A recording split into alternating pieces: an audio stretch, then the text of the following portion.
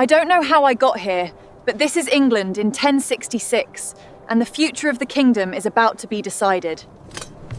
This hill is not just scenery. It is the English army's first weapon. The English plan is simple and terrifying. Hold the ridge, hold the line, do not break.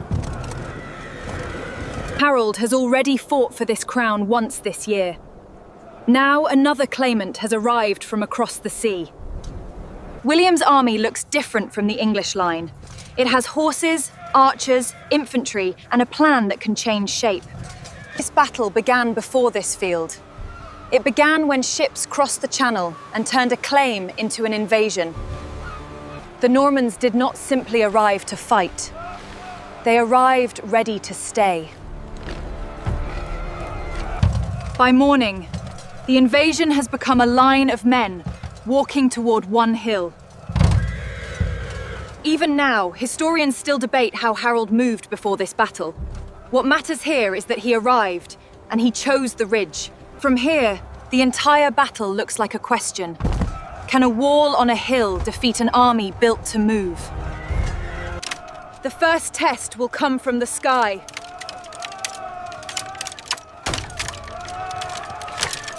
The battle begins before the armies touch.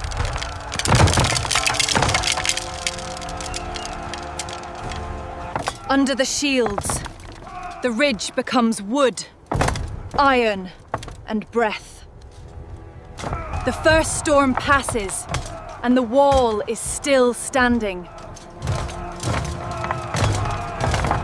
Now the battle becomes harder for the attackers. Every step upward costs strength. The hill turns the English line into something heavier than it looks.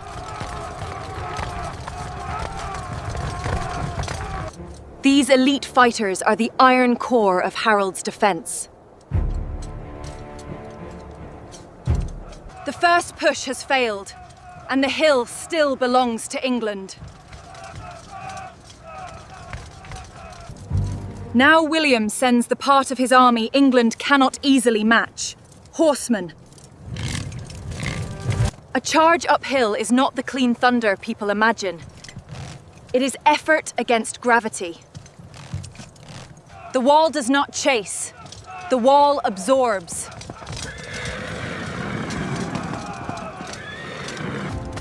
Every time the line holds, the Norman problem grows larger. For a moment, doubt moves faster than any horse. The Norman commander has to prove he is still here before his army believes the battle is still alive.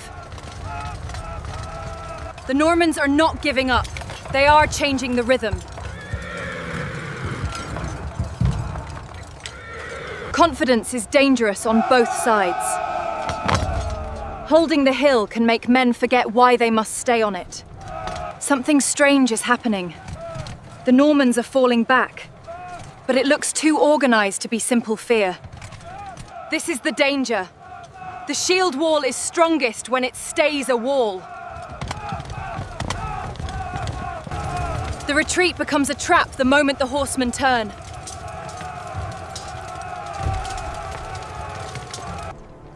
Everyone on the ridge has just learned what leaving the line can cost. This is no longer one clash.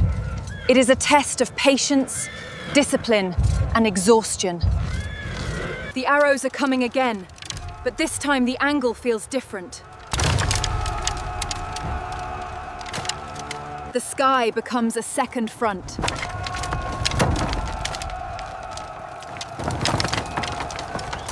Pressure does not always break the front first. Sometimes it begins behind it. The Normans are combining pressure now.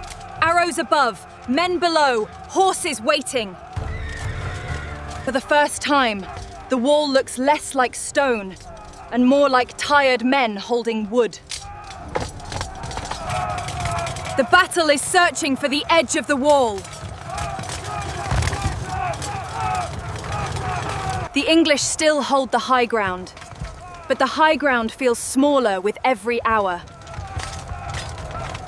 The English centre matters because if the centre fails, the hill becomes only grass. The Norman army keeps bending away from failure and returning with another shape. The battle has lasted long enough for courage to become fatigue. The wall is still standing, but it is no longer the same wall that began the morning.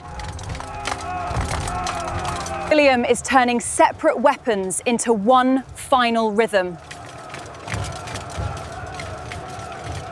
The trick is no longer surprise. It is temptation repeated until discipline cracks.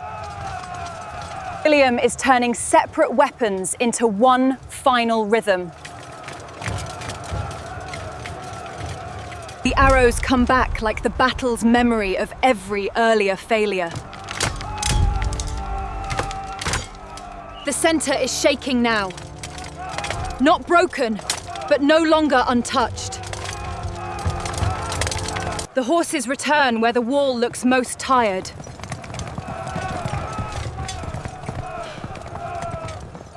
This is not a clean ending.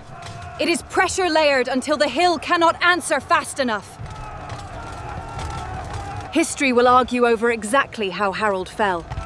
From here, I only know the English centre is losing its anchor. The wall is no longer a wall. Once that happens, the hill changes sides. After hours of failing upward, the Normans are finally standing where England stood. The battle is ending, not in one moment, but in the slow realization that the line cannot be rebuilt. When the noise fades, the field feels larger than it did before. William has won the battlefield, but the kingdom is not yet held in his hands. Hastings is not the end of the story. It is the opening of a conquest. This field has changed who will rule England, what language power will speak, and how the future will remember 1066.